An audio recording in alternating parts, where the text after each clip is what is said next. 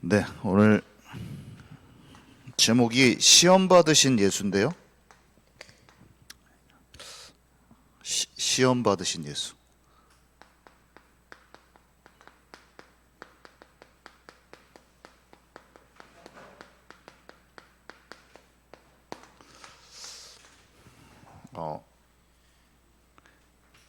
예수님이 세례 요한한테 세례를 받죠. 그죠? 물에서 물 세례를 받으시고 성령이 비둘기처럼 임해요. 사람의 예수님께. 성령의 내주, 성령 세례를 받죠. 예수님은 우리의 모델이고 우리는 예수님과 똑같은 일을 겪고 체험하고 그렇게 될 수가 있어요. 근데 예수님이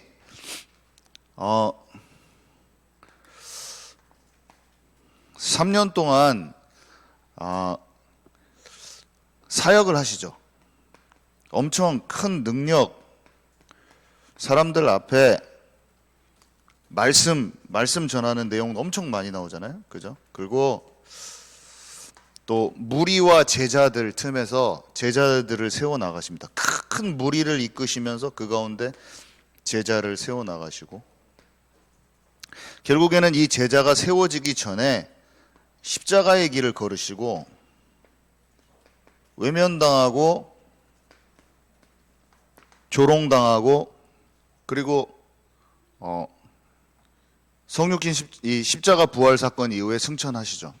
그리고 제자들은 그 이후에 세워지는 걸 우리가 잘 알고 있어요. 근데 이제 이전에 딱 사역이 시작하기 전에 예수님이 성령에 이끌려 광야에서 성령에 이끌려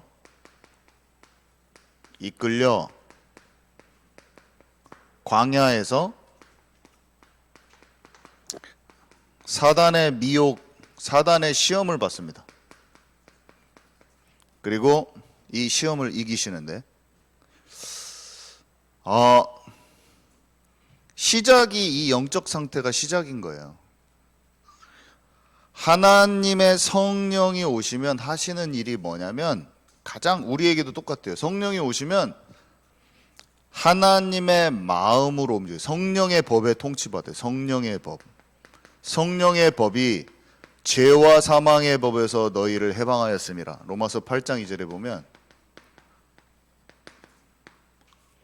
죄와 사망의 법. 죄는 사단이 계속 속이는 것을 의미해요. 사단에게 속아 넘어가는 게 죄예요. 그러면 사망으로 갈 수밖에 없어요. 영적 단절로 갈 수밖에 없어요. 그러니까 하나님을 떠난 영적인 단절 상태가 늘 미혹을 허용하는 건데, 미혹.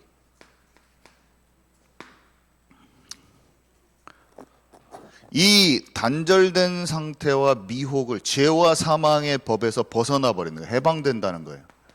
그 해방된 모습 자체를 보여주시는 거죠. 지금 이거는 창세기 3장에 있었던 마귀에게 속아서 선악과를 취하는 그 상태와 정반대 상태야.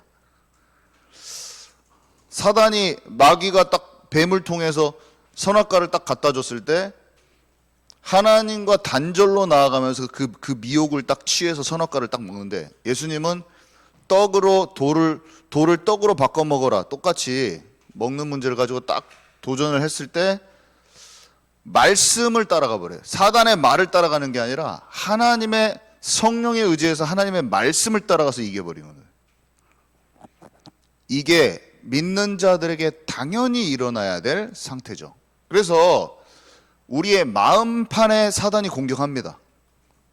무조건 공격이 들어오는데 이 공격은 시작해서 그 뒤에 안 오는 게 아니라 계속 끊임없이 와요. 우는 사자같이. 여기도 계속 오고 있어요, 지금. 근데 일단 이기고 시작해서 계속 승리해버리는 거죠. 예수를 제가 믿지만 잠언 29장 18절에 묵시가 없으면 백성이 방자히 행하거니와 묵시가 없으면 백성이 방자히 행하거니와 율법을 지키는 자는 복이 있느니라. 율법은 하나님의 말씀대로 행하는 것을 말하죠.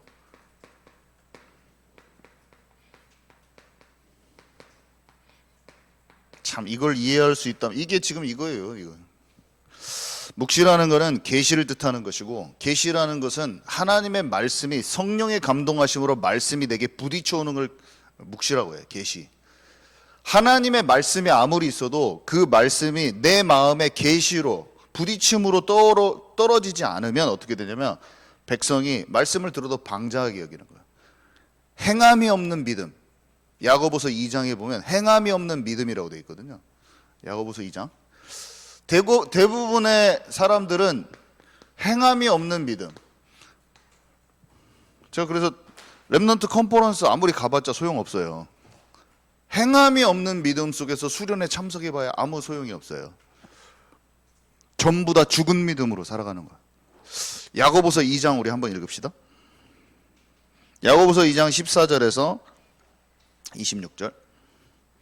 야고보서 2장 14절에서 26절. 이게 묵시가 없는 백성에게 일어나는 방자함에 대해서 얘기하고 있는데, 방자함이라는 것은 행함이 없는 죽은 믿음을 얘기하는 거거든요. 야고보서 2장 14절에서 26절까지 우리 한 목소리로 읽도록 하겠습니다. 시작. 내 형제들아, 만일 사람이 믿음이 있노라 하고 행함이 없으면 무슨 유익이 있으리요? 그 믿음이 능히 자기를 구원하겠느냐? 만일 형제나 자매가 헐벗고 일용할 양식이 없는데 너희 중에 누구든지 그에게 이르되 평안히 가라, 덥게 하라, 배부르게 하라 하며 그 몸에 쓸 것을 주지 아니하면 무슨 유익이 있으리요? 이와 같이 행함이 없는 믿음은 그 자체가 죽은 것이라. 어떤 사람은 말하기를 너는 믿음이 있고 나는 행함이 있으니 행함이 없는 내 믿음을 내게 보이라. 나는 행함으로 내 믿음을 내게 보이리라 하리라. 네가 하나님은 한 분이신 줄 믿느냐? 잘하는도다. 귀신들도 믿고 떠드니라. 아, 허탄한 사람아, 행함이 없는 믿음이 헛것인 줄을 알고자 하느냐?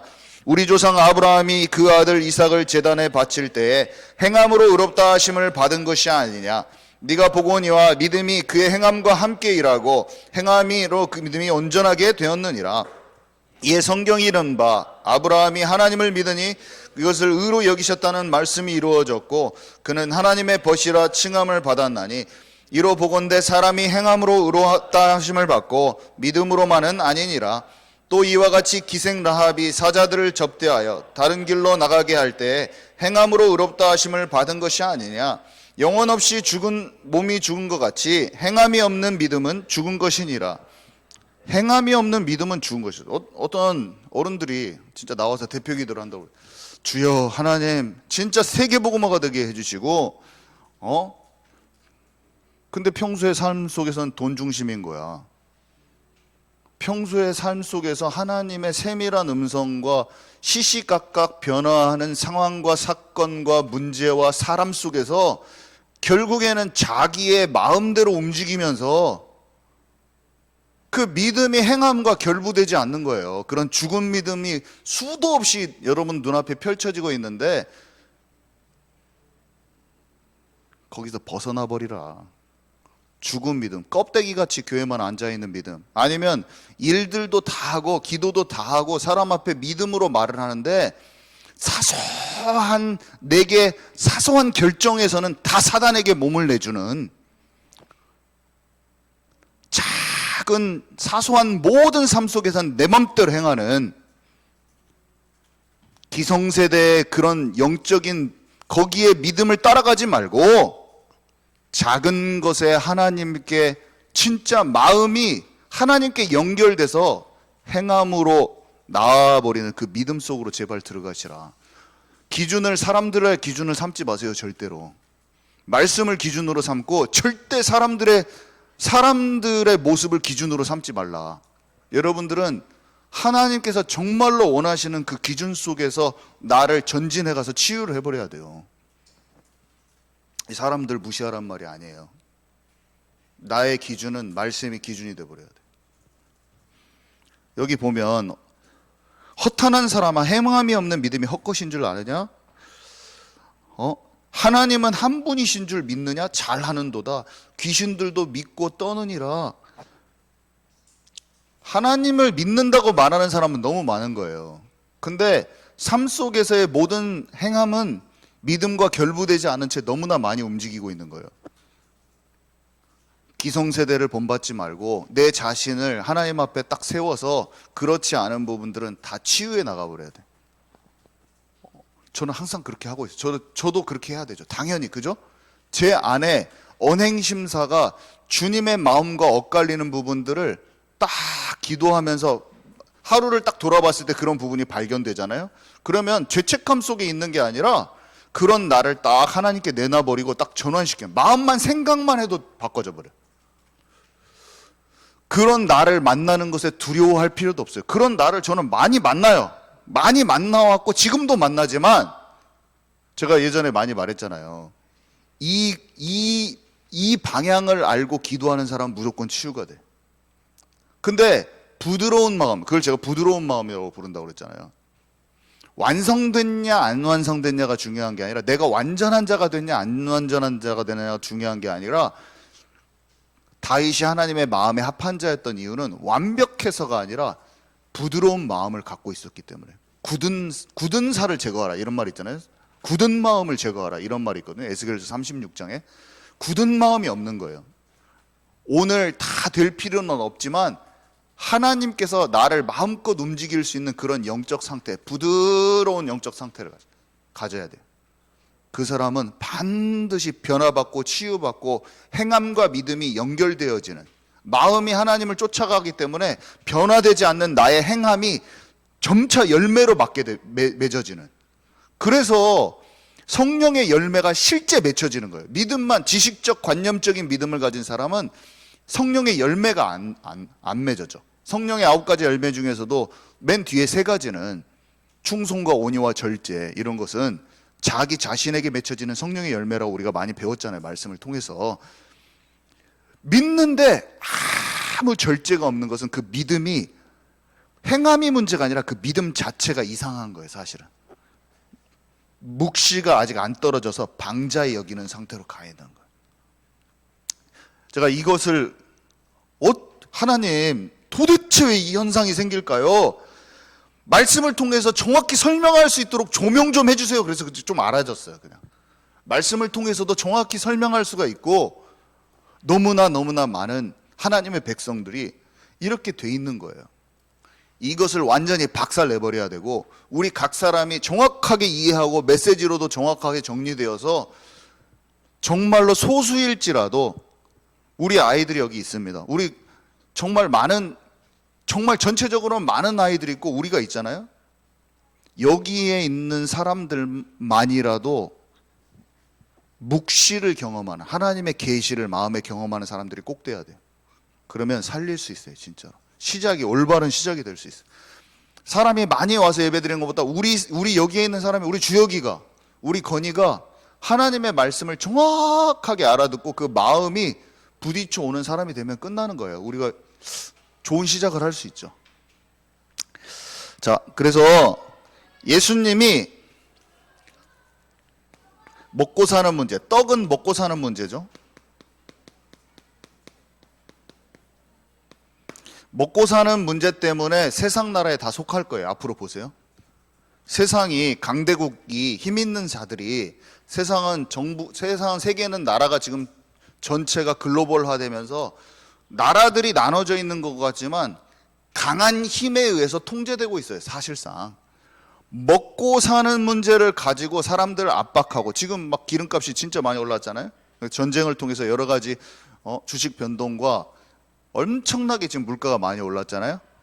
먹고 사는 문제 때문에 교회에 안 오거든요. 사람들이 결국에는 먹고 사는 문제 때문에 하나님을 극단으로 버리는 일이 장차 생길 겁니다. 잡아 죽인다고 하고, 예수를 믿는 사람 잡아 죽인다고 만약에 한다고 해봐요. 그럼 예수님 버리게 되겠죠. 근데 결국에는 살고 죽는 문제, 먹고 사는 문제로 딱 결부시켜서 들어옵니다. 근데 우리가 이게 먼 얘기 같지만 절대 먼 얘기가 아니라, 우리의 삶 속에 작은 것들을 허용하게 딱 하면서 네가 믿음으로 하나님, 우리 내면에는 분명히 하나님 말씀하시는 거예요. 너는 이쪽으로 움직여라. 근데 그것을 먹고 사는 문제, 다른 사람이 나를 어떻게 생각할까, 그거에 따라서 결국에는 하나님이 원하시는 세미한 인도의 결정을 안 받고 내 앞으로 먹고 사는 문제, 이거에 따라서 반드시 허용하게 되는 일 생깁니다. 사단이 지금 질문하는 것인지 선악과처럼 먹으라고 하는지 아닌지 분별도 못한 채 무조건 선악과를 따먹게 될 거예요. 분별도 못해요. 분별 자체가 일어나질 않은 거야. 영적으로 어디까지 멀어져 있는지 어두워져 있는지 보이지도 못하는 수많은 믿는 자들이 나타날 것인데 이미 봤죠. 이미 약간 코로나 때 다 느껴졌죠. 이미 다 코로나 때 봤어요. 지금 교회들이 얼마나 많은 사람들이 교회에 안 나온 줄 아세요? 코로나 때. 그리고 코로나를 통과하면서 여러 가지 상황들을 맞이했을 때 정말 많은 사람들이 세미하게 하나님께서 말씀하시는 것을 듣지 않았는 걸 제가 봅니다. 자기의 마음에 먹고 사는 문제로 그쪽으로 선택합니다. 무조건. 세상의 통제에 자기를 맡깁니다. 그래 놓고도 그렇게 하는지도 모르죠. 그렇게 해놓고도 자기가 그렇게 하는지 모르고 진짜 진실된 마음이 있는 사람은 힘들잖아요. 그러면은 그 속에서 자기 자신이 발견하면서 회개하는 사람이 있어요. 자기의 것을 찾는 사람이 있어요. 근데 지금까지도 자기가 뭐에 세상의 통제에 맡겼는지 깨닫지도 못한 사람들도 무지막지하게 많아요. 지금 이게 왔거든요, 이미. 근데 자기의 선택이 떡을 선택했는지도 모르고 지금도 신앙생활 하는 사람들도 있어요. 놀라운 일이죠. 하나님께서 시험도 풍파도 여러 가지 거를 다시 주실 거예요. 귀에는 말씀이 들려져 가고 있는데 그 귀에 말씀이 들려져 가는지 어쩐지 모르고 마음이 강팍해져 있는 거야. 하나님의 말씀이 떨어져도 그 말씀으로 자기를 조명하지 않고 너는 말해라. 나는 엉뚱한 거 할 거야. 너는 말해. 나는 한 귀로 다 흘릴 거야. 네 말은 하나님의 말이 아니야. 나는 내 생각 가운데 있을 거야. 분명히 옵니다. 앞으로 더 가속화될 거예요. 자, 두 번째 무엇입니까? 뛰어내리면 천사가 네 발을 받아줄 것이다. 이거는 사람들 앞에서 스타가 되라. 이거 진짜 얼마나 많은 사역자들이 이것 때문에 무너졌을까요? 자, 성령에 이끌려서 하나님의 사람이 되면 무조건 사역을 하게 돼요. 사람들 앞에 드러나게 됩니다. 그때 가장 무너지기 쉬운 것은 뭐냐면 능력이 나타나고 사람 앞에 드러나는 거예요. 능력이 나타나서 사람 앞에 대단한 사람이 되는 거예요. 사람들 앞에 대단한 사람이 돼야 되는데 예수님, 하나님이 분명히 드러날 때가 있지만 우리에게 십자가의 길을 분명히 가라고 하실 거거든요. 예수님과 똑같은 일 분명히 이렇게 돼요. 근데 내가 드러나는 것은 좋아하는데 십자가의 길은 가기 힘들어요. 예수님이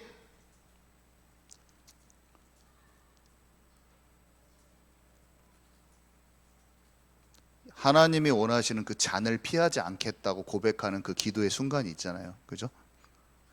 그 길이 너무나 어려워 힘든데 그 길을 가야 되는 걸 아는데 아버지의 뜻대로 되기를 원하는 거잖아요.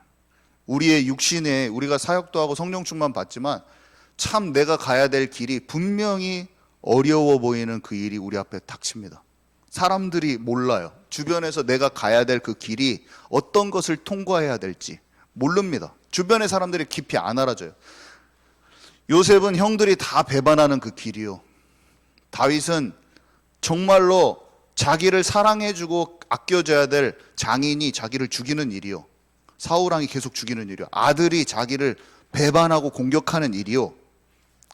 욥은 병들고 자식들 다 죽어버리고 아내가 당신 하나님 조롱하고 죽어버리요 이렇게 말해요. 여러분에게 가족들도 가까이 있는 사람들도 아무도 모르는 그 길을 하나님께서 그 여정을 가게 하실 수 있어요. 아무도 안 알아줍니다. 아무도 안 알아줘. 여러분의 마음을 아무도 안 알아주고 등 돌리고 다 배반해 버릴 겁니다. 가장 결정적일 때 다른 사람의 귀에 말을 듣고 오해해가지고 나를 누명 씌울 겁니다. 영적으로는 서로 대화가 하나도 안 통해. 아무도 몰라 나를. 그 십자가의 길이 그 길을 가게 되는데 사단은 대박 터져가지고 남들 앞에서 대단한 사역자가 돼버려. 엄청난 것이 돼버려라 너는. 우리를 미혹하겠죠. 사역들도 잘 돼가지고. 아니에요. 십자가의 길을 가게 돼 있어요. 그때 진짜가 일어나요.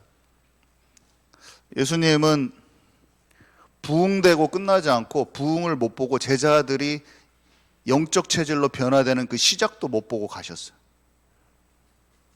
대단한 사역이 삶 속에서 일어나지도 않았어요. 스데반은 자기를 통해서 부흥된 교회를 못 봤어요. 이사야는 250년 후에 그루터기가 일어날 걸 보고 개죽음을 당했어요. 통나무에 쓸려가지고 죽었어요. 그러면 그 개죽음이 응답이 없는 것입니까? 제가 질문해봐. 이사야를 딱 생각해보고 스데반을 생각해보고 반모섬에서 죽은 요한을 생각해봐요. 마지막 말세에 하나님의 백성들이 강력하게 일어날 것을 하나님의 비전으로 봤던 요한 3명 다 보좌의 축복을 드렸는데 이사야는 보좌랑 연결돼 버렸죠. 스데반은 죽으면서 하늘 보좌가 보였죠. 요한은 24장로와 내 생물이 지금 어린 양이 보좌 앞에 있는 걸 다 봐버려요. 이 세 사람이 다 나를 보좌하라.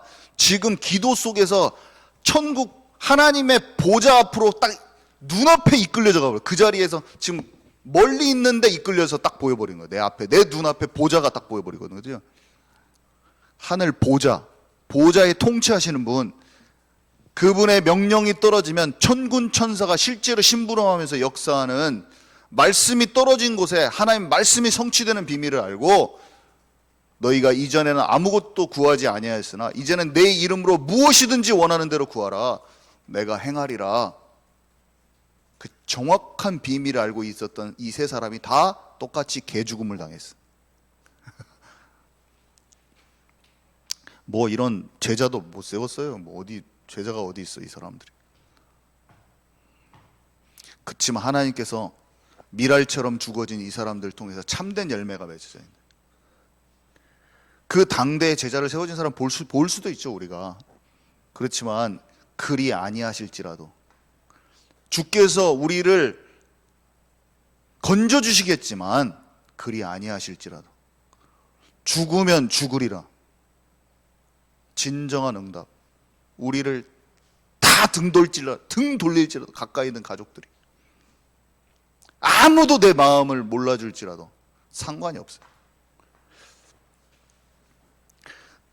예수님은 사단을 그렇게 꺾고 시작한 거예요. 처음부터. 그리고 모든 것을 주겠다. 나에게 절해라. 이렇게 나오죠. 내 마음을 계속 뺏어가려고 합니다. 마음에 앞으로 계속 지금뿐만이 아니라 계속 뺏어갈 건데 경배 대상을 계속 뺏어가려고 할 거죠. 나의 경배 대상, 내 마음이 향하는 곳, 내 마음이 쏠리는 곳.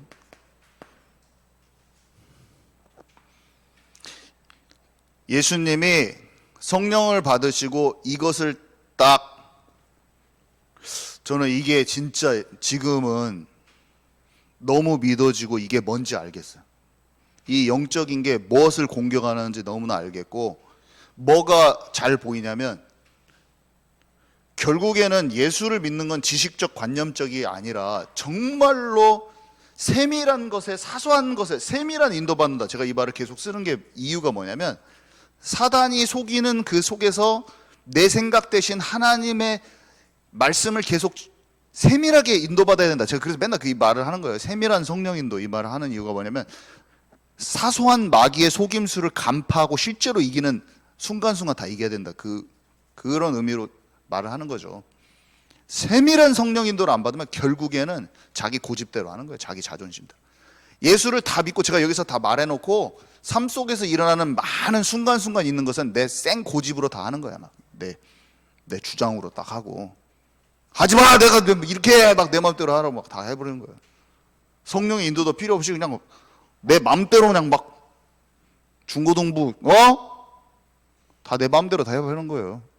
성령의 막힘없는 통로로 움직이도록 딱 도와주는 게 아니라 내가 사람들 다 쥐고 흔들고 막 뭐라고 해보고 막 말씀은 다 전하고. 여러분, 무엇을 택할 겁니까? 진짜로.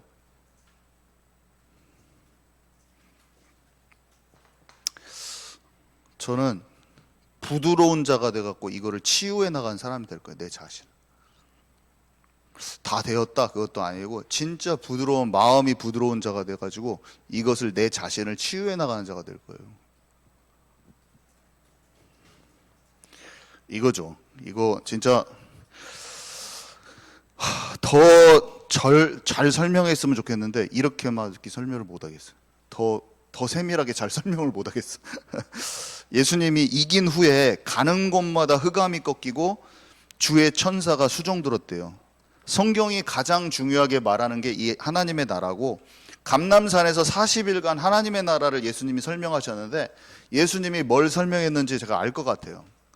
예수님이 씨 뿌리는 비유, 말씀에 따라서 움직이는 거, 그거를 설명하는 것처럼 하나님의 나라의 복음을 강론했거든요. 또 바울이. 근데 그 하나님의 나라의 복음을 강론했을 때 그 진한 관계성을 설명했었다는 할 거라는 걸 제가 알아요. 구원의 길을 딱 설명하잖아요. 근데 구원의 길은 분명히 맞는데 진짜 설명하고 들어가는 거야. 진짜 사소하게 우리의 마음속에 일어나는 그 지점을 막 설명했을 거예요. 저는 딱 알아요. 이게 어떤 느낌인지 알아.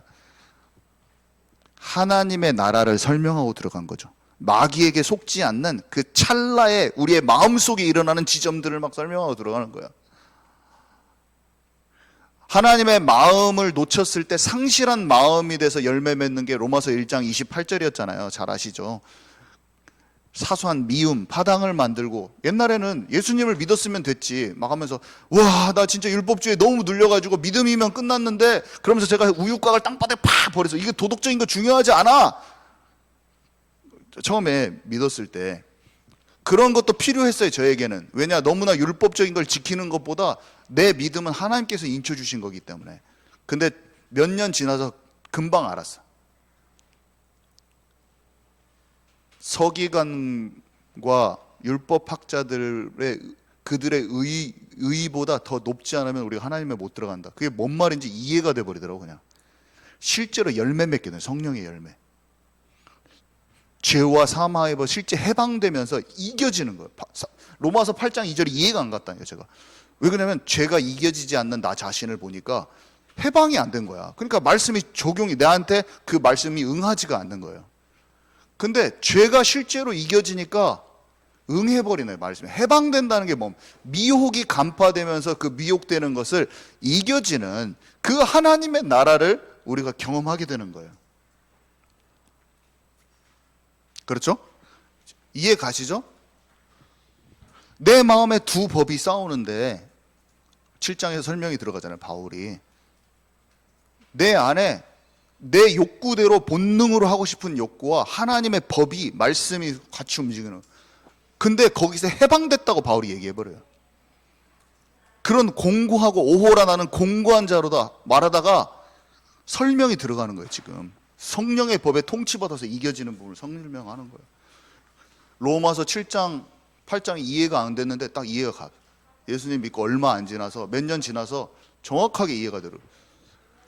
사소한 나의 영적 게으름, 사소한 나의 미움, 사소한 나의 음란으로 가는 어떤 미혹들을 실제로 현재적으로 이기는 하나님의 나라를 우리는 체험해야 돼.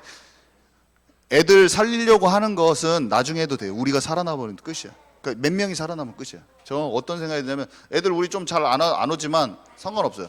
선생님들이 진짜 살아나면 우리가 전주 전체를 두고 뒤집어 버려요. 전주 전체를 두고 우리는 65개, 67개 학교를 향해서 나가버리는 것이지. 우리 아이들은 그대로다가 따라올 거예요. 우리 주역이 한 사람이 살아나면 얼마나 좋겠어요. 진짜로 영적으로. 그죠? 우리가 이 전진합시다 같이. 우리 건이는 없어졌네? 건이 어디 갔지? 아빠 오셨대요? 우리는 예배 드리다가 어디로 다 가버려. 겉보기에는 너무나 약해. 애들이 점점점 사라져. 애들이 점점점 사라져. 근데 갑자기 사라진 게 아니라 원래 마음의 믿음이 딱 세워진 것이 없었던 거죠. 우리는 전체를 두고 움직이고 아이들도 다 살려야 되죠. 우리 같이 기도합시다. 네, 제가 기도하고 마치면 하나님, 오늘 진짜 이 예수께서 시험 받으신 부분들을 먼 얘기가 아니라 오늘 나의 얘기입니다. 오늘 사단이 미혹하는 삶 속에서 나의 삶 속에 진짜 성령 충만하여 마귀의 권세를 짓밟아버리고 일어서는 자들이 이 시간 진짜 일어나게 하여 주옵소서. 그래서 진짜 생명 살리는 복음 운동이 이 전주 지역에 일어나게 하여 주옵소서. 예수 그리스도 이름으로 기도합니다. 아멘.